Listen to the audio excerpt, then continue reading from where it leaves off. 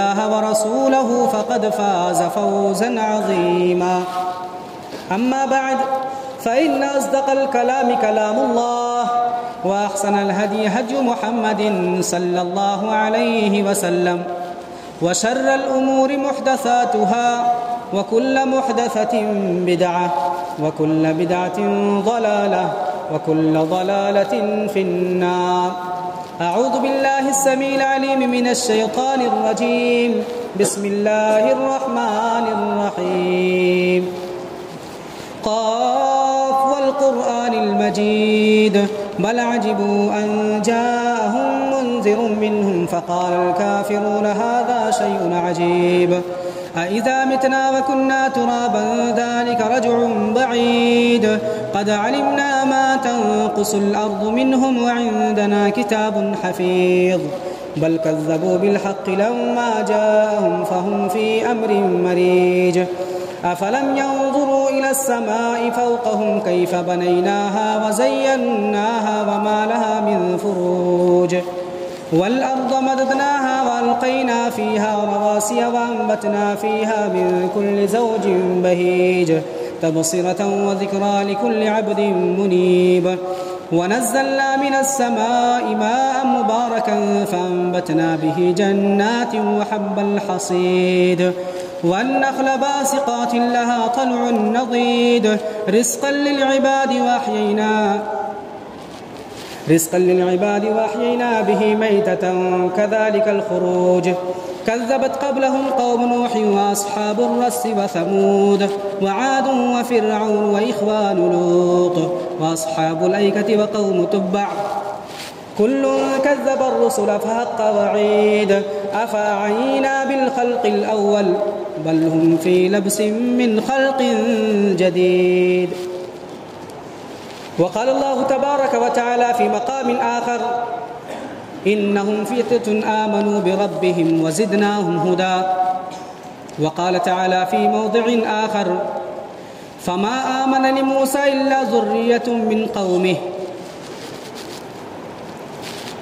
وائے ناکامی متاع کارواں جاتا رہا، وائے ناکامی متاع کارواں جاتا رہا، کارواں کے دل سے احساس زیاں جاتا رہا۔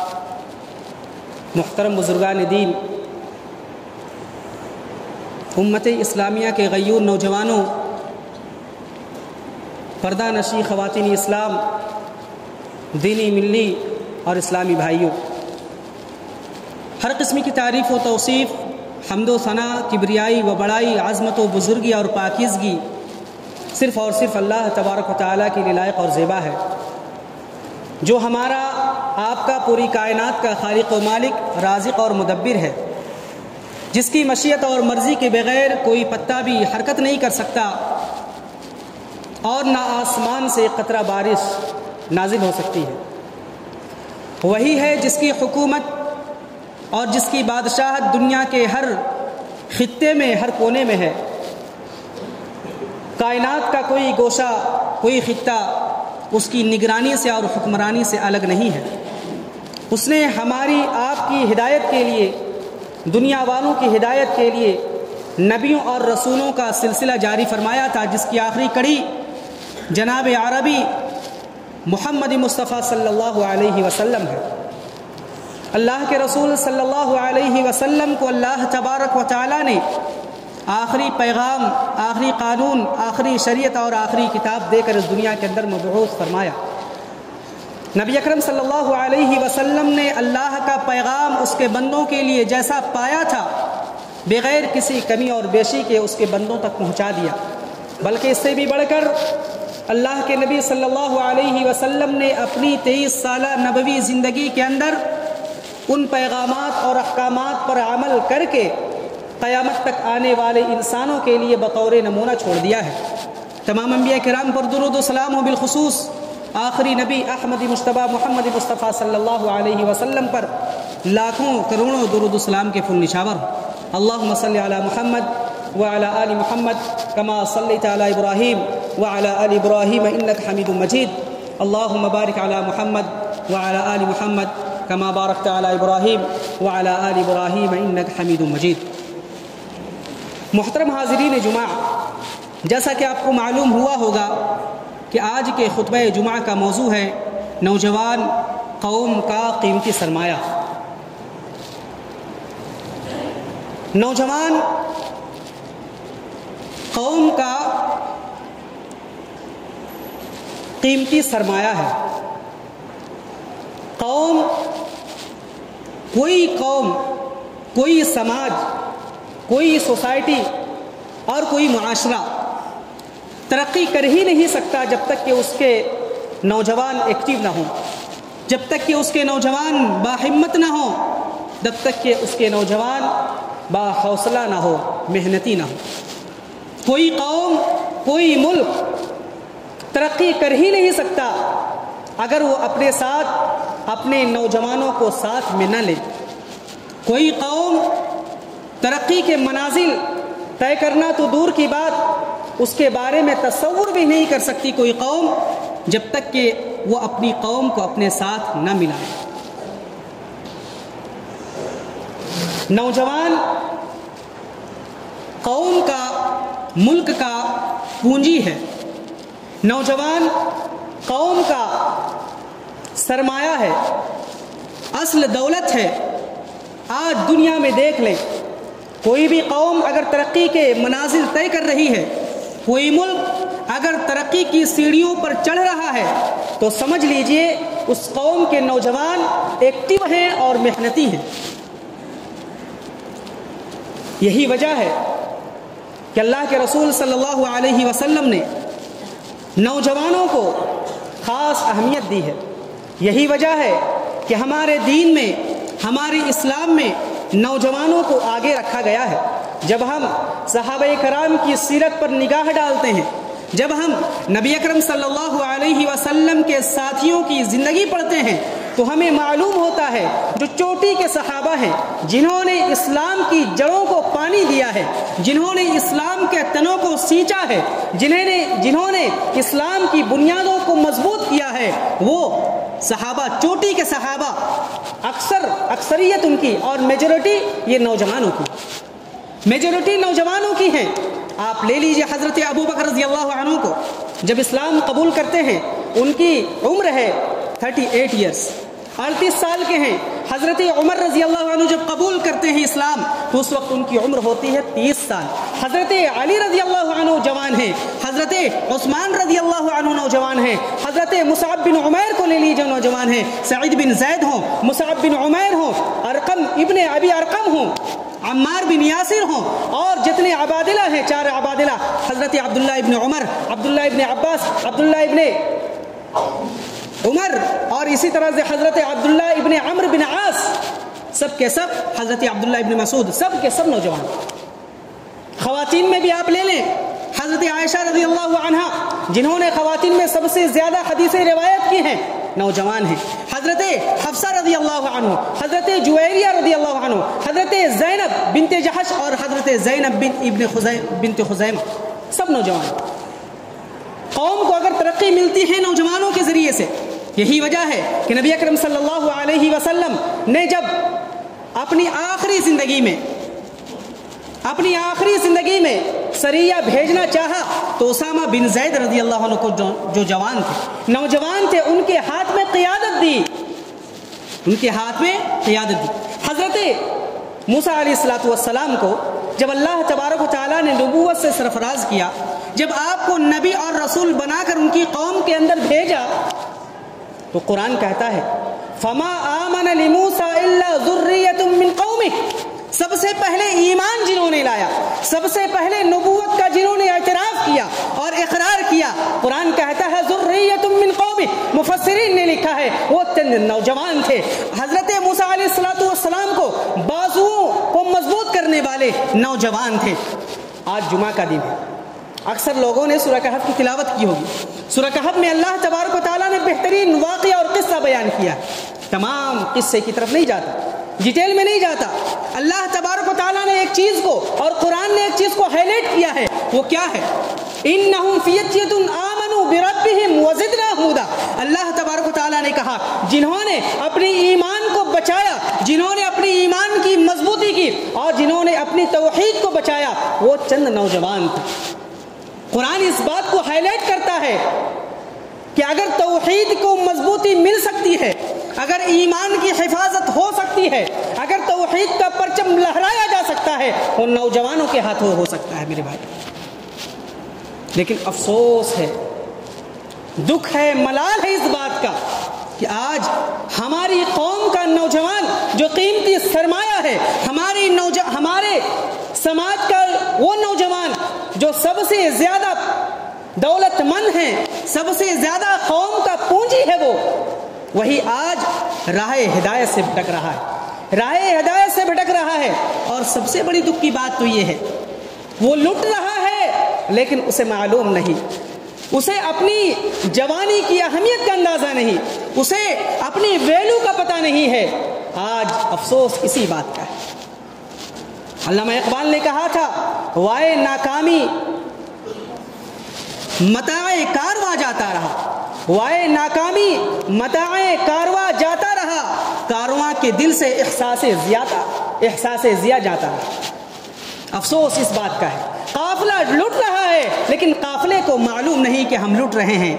سماج بربادی اور ہلاکی کے دہانے پر ہیں۔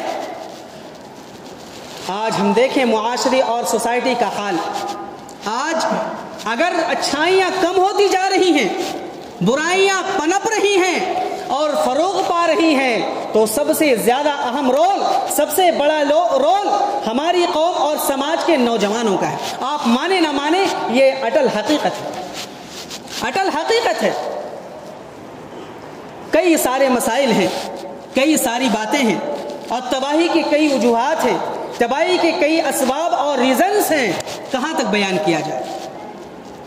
سب سے پہلا جو اٹیک ہوتا ہے، سب سے بڑا ٹارگٹ ہوتا ہے، نوجوانوں کے دل سے ایمان کو نکالنے کی کوشش کی جاتی ہے، نکالنے کی سازش رچی جاتی ہے اور نوجوان کو معلوم بھی نہیں ہوتا۔ نوجوان جو دنیا کی طاقتیں ہیں، اسلام کو کھوکھلا کرنے کے در پہ ہیں اور ایمان اور توحید پر یلغار ہو رہا ہے، سب سے بڑے ٹارگٹ آپ نوجوان ہیں، آپ نوجوان ہو۔ اور سب سے بڑی دکھ کی بات یہ ہے کہ آپ کو پتہ ہی نہیں کہ ان طاقتوں کے شکار آپ ہیں، ان طاقتوں کے ٹارگٹ آپ۔ سب سے پہلے اگر کسی قوم کو برباد کرنا ہو، کسی سماج اور سوسائٹی کو تنزلی کا شکار بنانا ہو تو اس کے نوجوانوں کو شکار بنایا جاتا ہے۔ آج ہمارے ساتھ ویسا ہی ہو رہا ہے، نوجوان تباہی کے دہانے پر اور دہلیز پر ہیں۔ میرے بھائیو، یہ بڑا سوچنے اور فکر کرنے کا مقام ہے، سوچنے اور فکر کرنے کا مقام ہے کہ ہمارا معاشرہ کہاں جا رہا ہے، ہمارا سماج کہاں جا رہا ہے۔ اگر اس سماج کو، اس معاشرے کو، اس سوسائٹی اور دین اسلام کو ترقی کے منازل پر لے جانا ہے تو نوجوانوں کو بیدار ہونا ہوگا، نوجوانوں کو اپنی طاقت اور بازوؤں کو استعمال کرنا ہوگا، اپنے دل اور دماغ کو اسلام کی راہ پر لگانا ہوگا، تب جا کر اسلام اور معاشرے کو ترقی ملے گی۔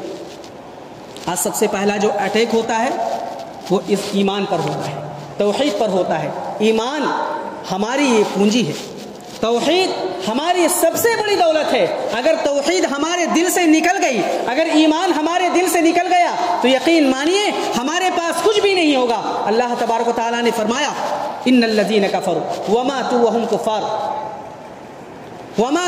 کفار فلن يقبل من احدهم ملء الارض ذهبا ولا افتدى۔ اللہ اکبر، کتنی بڑی بات کہی اللہ تبارک و تعالیٰ نے۔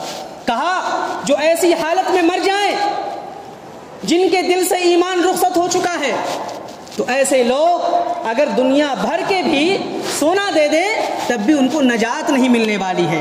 آج فکر ہم کرتے ہیں ذریعہ معاش کی، ہم فکر کرتے ہیں کمانے اور کھانے کی، ہم فکر کرتے ہیں مکان اور دکان کی، لیکن ہمارے ایمان کی جو فکر ہونی چاہیے، اپنی توحید کی جو فکر ہونی چاہیے، وہ ہمارے دلوں میں نہیں ہے، ہمارے ذہن میں نہیں ہے۔ میرے بھائیوں، آج انٹرنیٹ پر، یوٹیوب پر اور ویب سائٹس پر بہت ساری طاقتیں ایسی ہیں جو ہمارے نوجوانوں کو اور خاص کر سب مسلمانوں کو ٹارگٹ بنایا جا رہا ہے، ان کے ایمان کو ختم کرنے کی، توحید کو کمزور کرنے کی۔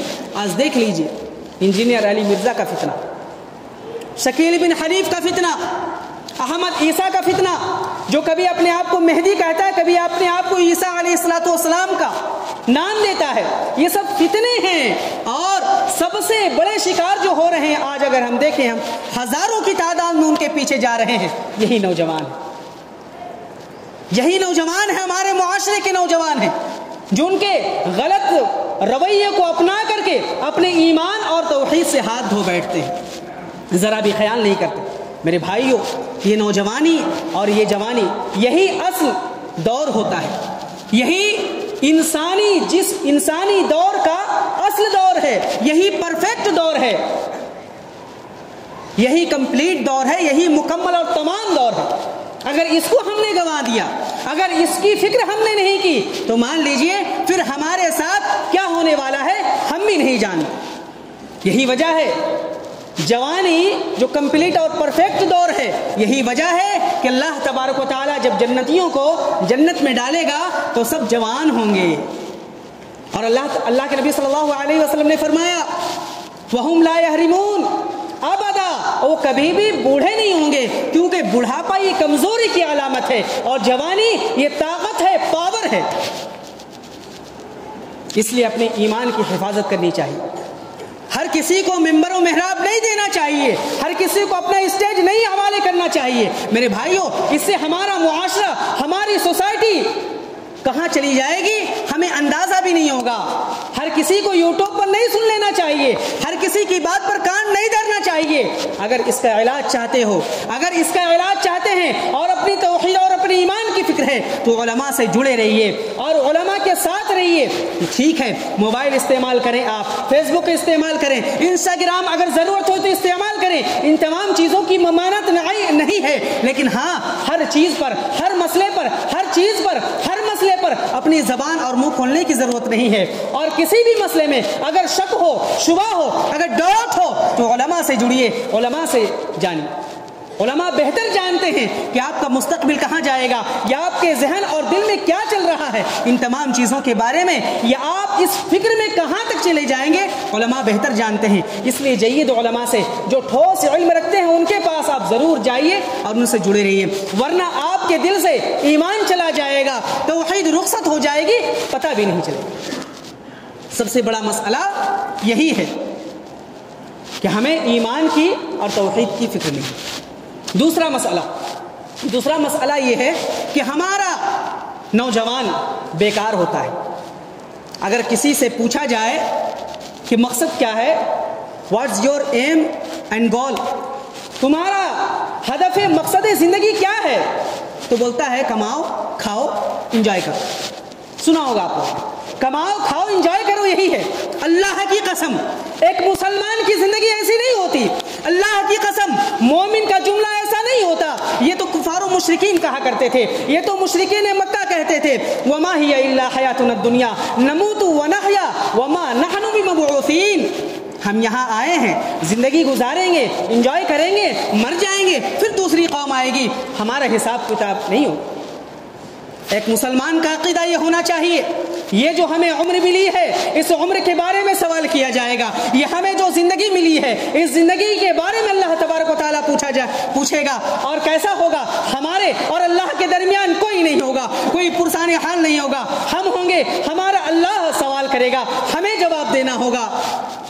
लैसा बैनहु व बैनल्लाहि हिजाब, दोनों के दरमियान कोई पर्दा नहीं होगा। लैसा बैनहु व बैनल्लाहि तुर्जुमान, कोई ट्रांसलेटर नहीं होगा। अल्लाह अकबर। और अल्लाह के नबी सल्लल्लाहु अलैहि वसल्लम ने 5 चीज़ों के बारे में और एक रिवायत में 4 चीज़ों के बारे में जो बताया है कि उससे पहले कदम टस से मस नहीं होंगे, उसके बारे में एक है उम्र के बारे में। उम्र के बारे में सवाल करेगा अल्लाह तबारक व तआला, तुम्हें हमने 60 साल 70 साल जिंदगी अता की थी, तुमने कहाँ गंवाया है। वान उम्रिही फीमा अफना वान शबाबिही फीमा अबला, इसी जवानी के बारे में अल्लाह तबारक व तआला पूछेगा। मेरे नौजवानों, कान खोल कर सुन लो, ये जवानी जो ऐश व इशरत की जिंदगी हम गुजार रहे हैं, जो हम बंद कमरे में मोबाइल की स्क्रीन पर टच करते हुए हम जो फहाशी और उरियानत का नाच रहे हैं, मेरे भाई, इसके बारे में भी सवाल किया जाएगा। देखने वाला कोई नहीं होता, सुनने वाला कोई नहीं होता, कोई टोकने वाला नहीं होता, लेकिन हमारे ज़हन में, हमारे दिल में यह हो कि ہم یہ حرکت کر رہے ہیں ہماری ہر حرکت پر اللہ تبارک و تعالیٰ کی نگاہ ہے، کوئی گناہ سے نہیں روک سکتا۔ کیمرہ ہوتا ہے لیکن کیمرے کی نظر بھی ہر جگہ نہیں ہوتی۔ ہمارے دل میں، ہمارے نوجوانوں کے دل میں یہ احساس ہونا چاہیے، ہم جو بھی حرکت کریں بند کمرے میں ہو، سمندر کے نیچے ہو، پہاڑ کی کھو میں ہو، اللہ تبارک و تعالیٰ دیکھ رہا ہے۔ گناہوں سے کوئی چیز نہیں روک سکتی سوائے اللہ کے خوف کے اور سوائے اللہ کے ڈر کے۔ اگر یہ چیز ہمارے دل میں پیدا ہو گئی، ہمارے نوجوانوں کے دل میں اور ذہن میں پیدا ہو گئی، تو یقین مانیے کہ تباہی کی طرف جو نوجوان جا رہا ہے انشاءاللہ العزیز دھیرے دھیرے وہ چیز رخصت ہو جائے گی، وہ چیز بدل جائے گی۔ اسی طرح سے ایک اور مسئلہ یہ ہے کہ ہماری سوسائٹی، ہمارے سماج کا نوجوان بڑا بے ادب ہوتا جا رہا ہے۔ سلیقے سے بیٹھنا، اٹھنا، بات کرنا دھیرے دھیرے اس سے رخصت ہو رہا ہے۔ میرے بھائیوں، ہماری قوم کا جو سرمایہ ہے وہ نوجوان ہے۔ اگر نوجوان غلط راہ پر جائے تو یقین مانیے پوری قوم اور آنے والی نسل اسی تباہی اور بربادی کے دہانے پر ہو۔ اگر نوجوان خراب ہو جائے معاشرہ خراب ہو جاتا ہے، اگر نوجوان برباد ہو جائے تو ہماری سوسائٹی برباد ہو جاتی ہے، اگر نوجوان بیکار ہو جائے تو پورا معاشرہ بیکار ہو جاتا ہے۔ آج نوجوانوں کے بارے میں شکایت یہ ہے کہ اپنے والدین سے بد کلامی کرتے ہیں، والدین کو گالیاں تک دے دیتے ہیں، اللہ اکبر، صبح والدین کو گالیاں تک دے دیتے ہیں، والدین سے قطع تعلق کر لیتے ہیں۔ یہ کیا چیز ہے میرے بھائی؟ معاشرہ کہاں جا رہا ہے؟ آپ کس فکر میں ڈوبے ہوئے ہیں؟ آپ یاد رکھیے، آپ والدین کو اگر ایسا کرتے ہیں، والدین کے ساتھ بدسلوکی کرتے ہیں، والدین کے ساتھ بدتمیزی کرتے ہیں، تو یاد رکھیے آپ بھی والدین بننے والے ہیں یا بن چکے ہیں، آپ کے ساتھ بھی ویسا لوٹایا جائے گا۔ اور یہ حدیث نہ بھولیے، اللہ کے نبی صلی اللہ علیہ وسلم نے فرمایا تھا اثنان یعجلہما اللہ فی الدنیا البغی وعقوق الوالدین۔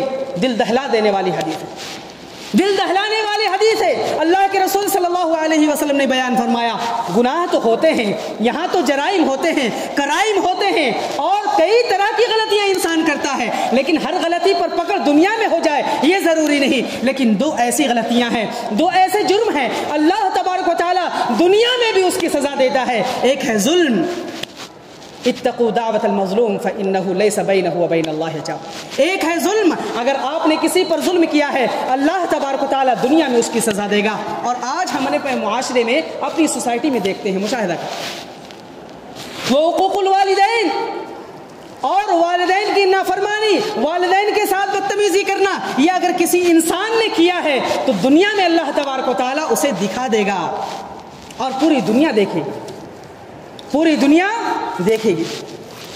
میرے نوجوان بھائیوں، ساتھیوں، نوجوانوں، والدین کا فیصلہ غلط ہو سکتا ہے، والدین کی بات غلط ہو سکتی ہے، والدین کی فکر اور سوچ غلط ہو سکتی ہے، لیکن تب بھی آپ کو والدین کے ساتھ ادب کے ساتھ بات کرنا ہے، اس کے باوجود ادب کا دامن نہیں چھوڑنا ہے، اس کے ساتھ بدتمیزی نہیں کرنی ہے، ان کے ساتھ حسن تعلق ہی کرنا ہے۔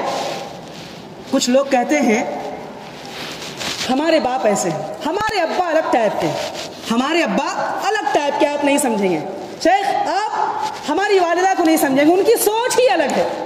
میرے بھائیو، یہ آپ کا اعتراض کہاں جا رہا معلوم ہے؟ آپ کیا سوچ رہے ہو، کیا بول رہے معلوم ہے؟